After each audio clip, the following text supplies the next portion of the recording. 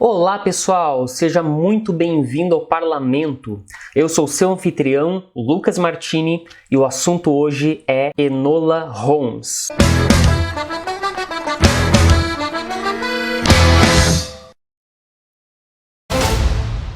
Perhaps I should explain. Galera, o meu intuito aqui não é ofender ninguém, é simplesmente falar a minha opinião sobre o filme Enola Holmes. Se você se ofende com facilidade, eu aconselho você a parar de assistir o vídeo neste momento, beleza? Bora pro vídeo. Beleza, pessoal, eu fui assistir esse filme da Enola Holmes, que se não fosse para fazer esse vídeo, eu com certeza não assistiria.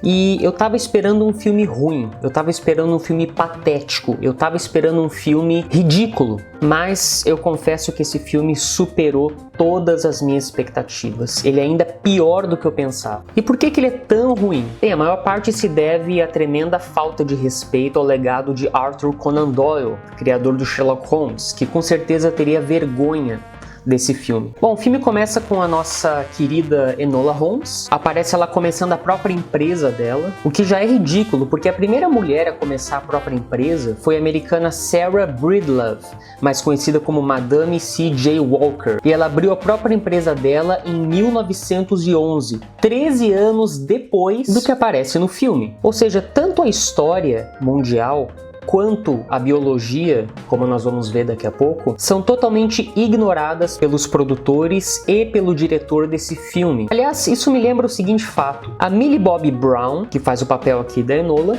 foi colocada novamente como produtora principal do filme. Quer dizer, a guria não sabe nem atuar direito e colocaram ela para ser a produtora principal do filme. Então a gente já viu que a estrutura do negócio já começa bem mal construída aqui. Bom, então ela vira ali uma detetive particular, né, com 17 anos de idade, né? Como se isso não fosse ridículo o suficiente, os clientes dela dão sempre crédito ao Sherlock Holmes pelos crimes que ela resolve, justamente o oposto dos livros. Porque nos livros, o Sherlock Holmes nunca, ou quase nunca, recebe o crédito pelos casos que ele resolve. Quem recebe é a Scotland Yard, é o inspetor Lestrade. Aqui eles inverteram totalmente o negócio. O Sherlock Holmes é o cara amado pela população, é o cara que é totalmente reconhecido por seus feitos. Só que aqui o Sherlock Holmes ele tá totalmente às avessas do que ele é no original. Tem uma parte lá que o Sherlock Holmes fica deprimido porque um caso é complicado demais. Você não ouviu errado. Sherlock Holmes, ele sente que um caso que ele está tentando resolver é complicado demais e em vez de ficar eufórico como o verdadeiro Sherlock Holmes ficaria, ele fica deprimido e vai para um bar encher a cara. Isso acontece logo no início, né? E, assim, é impossível continuar a ver o filme a partir desse ponto desarmado, ok? É impossível. A gente espera coisas piores e piores ainda depois de um disparate desse. Não é preciso dizer que, assim como no primeiro filme, as mulheres aqui são todas empoderadas, todas muito inteligentes e todas com uma força física quase sobre-humana, enquanto os homens são deprimidos, bêbados e patetas. Até aquela instrutora de jiu-jitsu lá do primeiro filme, a negona lá, ela chega a sugerir que poderia quebrar as pernas de Sherlock Holmes. Amiga, se o verdadeiro Sherlock Holmes quisesse, ele quebrava tua cara de peixe morto e te deixava em coma por 2 semanas, rolha de poço. Já que estamos falando do personagem de Sherlock Holmes, eu vou pular por uma parte do final, onde o Sherlock Holmes ele toma um tiro no ombro, levanta e sai lutando como se nada tivesse acontecido. Ou seja, o roteirista aqui não precisa ir fundo na personalidade dos personagens, nem escrever bem, e muito menos ser coerente.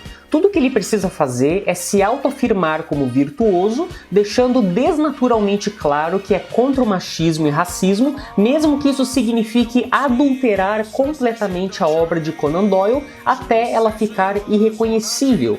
E eu vou provar tudo que eu tô falando a partir de agora. É claro, esse filme ele é cheio de mensagens, entre aspas, subliminares, com falas como, por exemplo, se encaixar ao mundo ao seu redor é um erro. Eu não me lembro exatamente quem fala isso, não sei se é a mãe da Enola ou quem. O que eles querem dizer aqui é o seguinte: não importa o quanto o mundo à sua volta fique a seu favor, se encaixar nele é sempre um erro. O que me leva a crer que o roteirista desse filme com certeza não tem uma idade mental acima de 13 anos. Bom, ainda antes da metade do filme, no primeiro caso da Enola Holmes, ela vai lá para uma fábrica onde tem um cara que obriga várias pessoas a trabalhar como escravos lá. Aliás, todos os caras maus desse filme são brancos, né? Menos uma pessoa, e isso eu vou deixar pro final porque uma coisa é a cereja do bolo, certo? Mas todos os caras maus aqui são brancos, e o interessante é que eles colocam vários negros aqui convivendo com os brancos como se isso fosse normal na época, né? Eles já começaram a fazer isso no primeiro filme, colocando o Lestrade negro e tudo mais, como eu comentei no outro vídeo que eu vou deixar no izinho aqui em cima, você pode clicar e assistir se você ainda não viu. Agora aqui não é só 2 ou 3 pessoas que são negras, eles colocam ali mais ou menos 45 ou 50% dos personagens do filme são negros aqui. E para você que tá indo lá já pros comentários para me xingar, eu queria deixar claro que eu não me importo nem um pouco com diversidade nos filmes, diversidade racial, diversidade até eu não me importo, eu acho legal. O problema é que a pessoa ela tem que ser exata historicamente na hora de escrever o roteiro desse filme. Então ele não pode colocar negros convivendo com brancos como se fosse uma coisa normal lá no século XIX na Inglaterra, quando naquela época os negros eram escravos. Então assim, é a mesma coisa que você fazer um filme sobre o apartheid e colocar ali o Nelson Mandela branco, ou então Martin Luther King branco, entendeu? É uma coisa irreal. Isso tira a gente do reino de fantasia do filme e nos devolve para a realidade. Ou seja, esse é um baita ponto negativo. E tudo isso, como eu falei antes, simplesmente por o diretor se autoafirmar como virtuoso. Para ele, a raça dos personagens é mais importante do que o talento de atuação deles e do que a exatidão histórica. Beleza, eu vou falar uma coisa boa que eu gostei aqui no filme, né? Porque eu não tô aqui só para destruir o filme, eu tô aqui para ser sincero. Eu gostei muito das partes onde aparece aqueles flashbacks que são feitos com desenhos. Pelo menos nisso eles se esforçaram. Eu gostei bastante, eu acho que esse toque artístico no filme, ele foi bem legal, até porque não tem quase nada mais artístico do que esse fator no filme. E a fotografia também, ela não é menos boa do que a fotografia do primeiro filme, que eu gostei bastante também. Então os 2 pontos positivos do filme que eu destaco aqui é a fotografia e também esses flashbacks desenhados à mão, que eu gostei bastante. Millie Bobby Brown. A atuação dela aqui é extremamente forçada e superficial, com movimentos bruscos. Ou ela fica sem expressão nenhuma no rosto, ou ela faz caretas. Eu entenderia perfeitamente se ela estivesse trabalhando num filme do Todo Mundo em Pânico. Só que num filme do Sherlock Holmes, isso é uma coisa que não fica engraçado, fica ridículo, entendeu? Fica engraçado no mau sentido. Essa moça continua sendo uma má atriz. Finalmente eles incluíram um anão na lacração. Colocaram um anão ali. Eu tava sentindo falta dos anões, na verdade, porque todo mundo só se preocupa com os negros. Temos que colocar mais negros nos filmes, temos que colocar mais homossexuais e tal. E ninguém nunca lembrava dos anões. Então, eu gostei que colocaram um anão aqui. Agora só falta os índios, os velhos e os albinos, que são minorias com as quais as pessoas ainda não se importam, não dão a mínima. Assim como no primeiro filme, a Enola Holmes fica explicando pro telespectador, quebrando a quarta parede no melhor estilo Deadpool, coisas extremamente óbvias. Quer dizer, o público-alvo deles aqui é o retardado mental. Não é nenhum cara que costuma ler os contos do Sherlock Holmes, ou os romances, ou qualquer coisa assim. É um público-alvo de retardado. Tem uma parte que a Enola Holmes olha pra câmera e fala, sou eu! Tis I. Sério que é você? Sério? Jura? Eu não sabia. Obrigado por falar. O feminismo aqui é forte. Tem uma parte que aquele carinha lá do High School Musical, que parece que veio do High School Musical, tem uma parte que ele fala, sou um homem agora. E daí a Enola Holmes responde, só vai ser homem quando eu disser. I'm a man now. You're a man when I tell you you're a man. Olha só, imagina se fosse o contrário. Imagina se ela falasse assim, eu sou uma mulher agora. E daí ele respondesse, só vai ser mulher quando eu disser. Meu Deus do céu. Aí ia dar um BO que você não faz ideia. Então a hipocrisia aqui desse pessoal é engraçada, né? O diálogo desse filme foi escrito por uma pessoa de 16 anos no máximo. Eu tenho certeza disso. Tem uma parte que a Enola fala lá pro namoradinho dela. Diga que é um lord. E daí ele fala, eu sou um lord. E daí ela fala, então devem acreditar. confiar. Ou seja, é uma coisa assim que, se você der pro seu sobrinho de 10 anos de idade, ele escreve um diálogo melhor do que esse, com certeza. Lembra que eu falei daquelas mensagens subliminares? Então, eu destaquei mais uma joia que é solta aqui no filme, que é a seguinte: sem poder, nós, mulheres, devemos confiar na esperteza. Bom, o que é esperteza para elas aqui nesse filme? Bom, a esperteza delas é explodir prédios e patrimônios públicos para que o povo pobre pague com o dinheiro dos impostos. Então, eles dão aqui uma baita glorificação para a rebeldia feminina, só que eles não percebem que os atos das feministas aqui prejudicam as mulheres. Os heróis desse filme são anarquistas e eles problematizam tudo que você sempre considerou normal. Até mesmo a valsa eles problematizam agora. Good. Now, I will lead and you will follow. That seems like a mistake. Face over my shoulder. Parece errado. Parece errado. Tá, não tem nada pra eu comentar sobre isso. Aliás, nesse filme as mulheres elas podem conseguir tudo o que quiserem, contanto que usem de 2 artefatos: pólvora e bombas. O interessante aqui é que toda vez que uma mulher é perseguida pela polícia, ela se rebela contra a polícia, luta contra os policiais e ganha sem motivo nenhum. Porque, tipo assim, se as mulheres são inocentes, por que elas não simplesmente se entregam para a polícia e provam a inocência dela com argumentos válidos no tribunal? Por que é muito melhor se rebelar contra as autoridades do governo do que ir ao tribunal e provar que você é inocente? Não faz sentido nenhum, é uma decisão completamente burra. E o pior é o seguinte: quando elas lutam contra a polícia, elas ganham. Tem uma parte lá que são 3 mulheres. 3 mulheres. Sendo que uma é uma criança de 17 anos e outra é uma velha de 60. E essas 3 mulheres dão um pau em 4 policiais. 90% dos homens aqui nesse filme são todos machistas, né? Nós não temos o Mycroft Holmes, mas nós temos o chefe de polícia lá, né? O cara branco, inclusive. Ele fica falando frases como... Great age we live in, isn't it, Mr. Holmes? Well, it only takes one little flame to start a fire, and my job is to keep crushing those bloody flames out. With little girls like her, and you, and Sarah Chapman asking questions, doubting those in charge, not seeing their protection for what it is. Cara, que patético, mano. E aí, o que tá achando do vídeo até agora? Tá gostando? Então não deixe de dar aquele joinha maroto pra me ajudar. Valeu! Outra frase interessante é essa aqui. You can't control Enola Holmes. She's a force of nature. A law unto herself. Ou seja, Enola Holmes não é nada além de uma retardada que desafia qualquer tipo de autoridade simplesmente por desafiar. Não existe objetivo nenhum nisso. Aliás, essa gordona aí, ela é uma pessoa bastante habilidosa. Ela é fera em jiu-jitsu. Ela é faixa preta em jiu-jitsu. E ela também sabe manejar muito bem, sabe o quê? O chicote. Exatamente, nós temos uma nova Django Livre aí, né? Uma outra coisa que eu achei interessante nesse filme, até que eu gostei, é que a mãe da Enola Holmes, que durante todo o primeiro filme e durante mais da metade desse segundo filme, ela é uma terrorista, uma pessoa que acha que o feminismo deve vir acima de tudo, ela meio que muda o discurso dela lá por final do filme, onde ela fala que a Enola precisa encontrar os aliados dela. Eu gostei, né? E eu concordo plenamente com a mãe de Enola Holmes aqui. A mulher precisa do homem e o homem precisa da mulher. Uma sociedade sem o homem não daria certo, assim como eu também concordo que uma sociedade apenas de homens, sem mulheres, também não daria certo. E na minha opinião, qualquer pessoa inteligente admite que homens e mulheres dependem um do outro para construir uma sociedade habitável e civilizada. Não só falando da questão da procriação, mas a união entre homens e mulheres, e também entre brancos e negros, e a união entre classes sociais, ela é fundamental para ter uma comunidade civilizada e pacífica.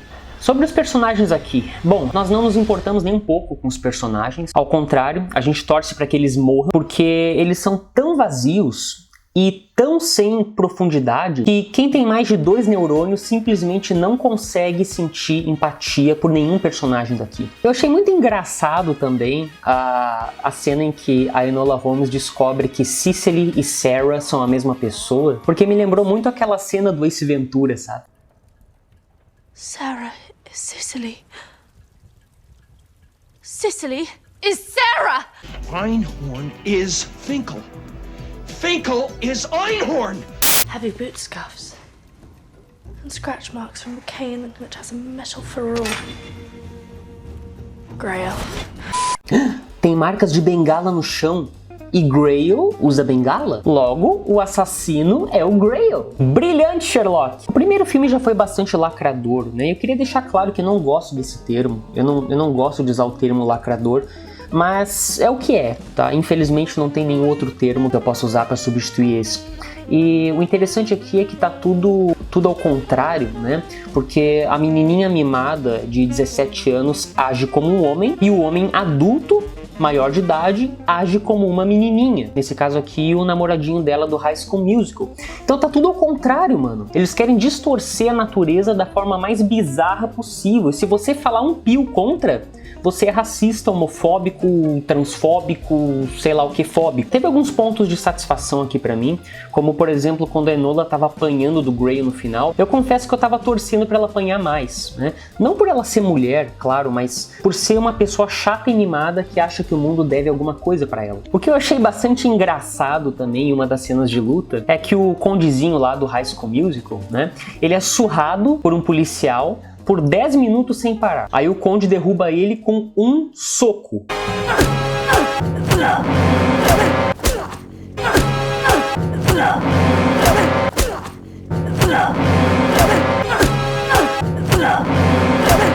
Três horas depois...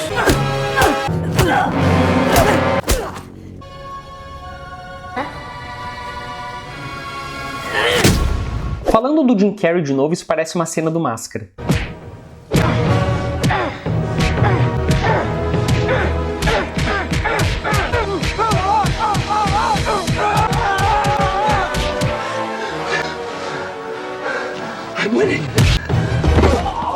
Agora vamos lá, pessoal. A cereja do bolo. Vocês estão preparados? Sabe o Moriarty? Sim, o Moriarty, um dos maiores vilões da literatura mundial. Tipo, se você nunca ouviu falar do Moriarty, ou não conhece o Moriarty, ou nunca leu nenhum conto ou romance do Sherlock Holmes no qual aparece o Moriarty, você talvez não fique tão irritado quanto eu fiquei ao ver essa cena. Mas assim, basta saber que o Moriarty, ele é um cara extremamente respeitável, tanto como personagem quanto como ícone da vilania na literatura mundial. E acontece o seguinte, gente, o Moriarty nesse filme é uma mulher negra. Tiveram a coragem de virar do avesso um dos maiores vilões da literatura mundial. Mudaram o gênero e a raça do personagem. E não é um personagem qualquer, é o James Moriarty. E quando essa nojenta começa a explicar os motivos dela, ela começa a se vitimizar. Eu só comecei a cometer crime porque me senti desrespeitada como mulher.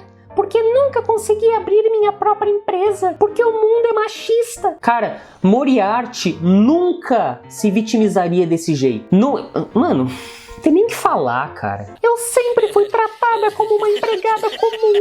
Uma pessoa que não era inteligente. E não é mesmo, né? Porque além de ter sido pega no fim, ela ainda age de forma completamente emocional. Uma coisa que o Moriarty nunca faria. E olha só, saca só esse texto que deram pra ela, cara. Eu vou falar exatamente o que ela diz no filme, certo? Eu não vou mudar uma vírgula. Olha só. Por que eu não posso ser recompensada pelo que posso fazer?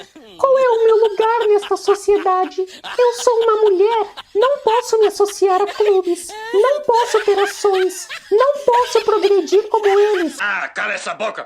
Ou seja, o filme ele tá dizendo o seguinte: as mulheres só cometem crimes porque são oprimidas, desvalorizadas e vítimas da sociedade. Quer dizer, a culpa é dos homens ainda. Entendeu? Que as mulheres cometem crimes. É dos homens, lógico. Ai, Lucas, mas nada a ver. E daí que o Moriarty é uma mulher negra? Isso não tem importância nenhuma pro filme. Tanto faz. Ah, é? Tanto faz? Imagina fazer uma cinebiografia do teu pai e colocar ele lá como uma mulher, né? Aí a história é outra, né? Fazer um filme com Adolf Hitler negro e gay também não tem importância? Fazer um filme da Mulher Maravilha, só que em vez da Mulher Maravilha vai ser Homem Maravilha. E vai ser uma versão, assim, um pouquinho diferente do Superman, assim. Também não tem importância, né? Imagino. E assim, eu canso de me perguntar o seguinte: o pessoal da Netflix é meio burro, né? Eles não veem que o pessoal tá de saco cheio de lacração já. Ninguém aguenta mais isso, cara. É a Mulher Hulk. Enfim, são uma infinidade de filmes e séries onde eles estão pegando carona com personagens consagrados pra implantar uma ideologia pessoal dele. Cara, isso assim é uma falta de respeito, sabe, cara? É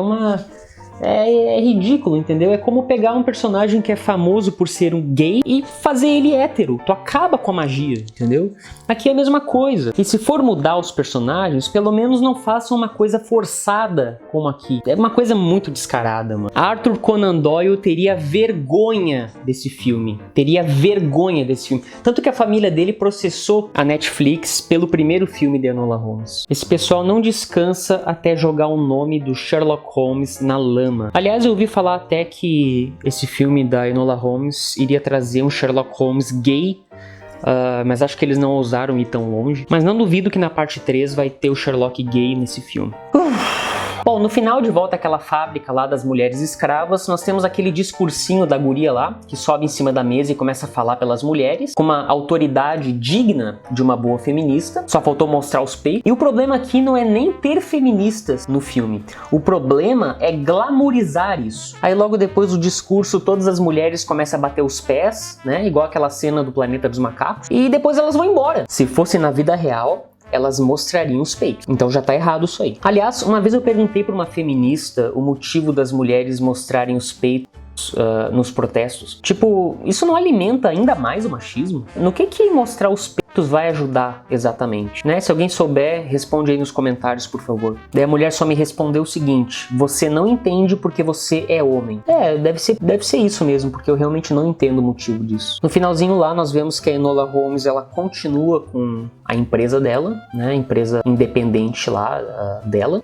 O mais legal é que ela não cobra nada pelos serviços que ela faz, né? Ou seja, ela não precisa se sustentar. Ao contrário, ela deixa ali uma plaquinha escrito pague quanto quiser, né? Um baita coice no capitalismo aqui. E no final do filme aparece a seguinte mensagem, né? Que é uma mensagem para o público aqui.